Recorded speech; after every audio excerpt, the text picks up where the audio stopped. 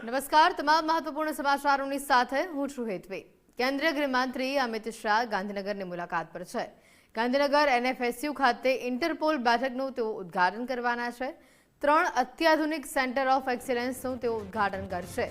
એશિયાની પ્રથમ cyber forensic investigation van તેઓના હસ્તે ખુલ્લી મૂકવામાં આવનાર છે। આ સાથે મુખ્યમંત્રી ભૂપેન્દ્રભાઈ પટેલ કાર્યક્રમમાં હાજરી આપવાના છે। સાથે ડેપ્યુટી સીએમ હર્ષભાઈ સંઘવી પણ ઉપસ્થિત રહેશે। એનએફએસયુના કુલપતિ ડોક્ટર જેએમ વ્યાસ પણ હાજરી આપવાના છે। 47 દેશોના પ્રતિનિધિઓ હાજરી આપશે। કાયદા અમલીકરણ એજન્સીઓના વરિષ્ઠ અધિકારીઓ પણ તેમાં ભાગ લેવાના છે।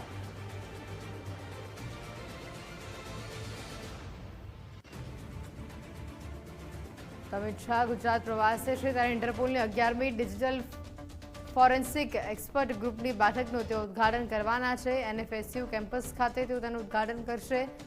સાથે જ દહેગામ ખાતે નવનિર્મિત એપીએમસી શાક માર્કેટનું લોકાર્પણ તેઓ કરવાના છે।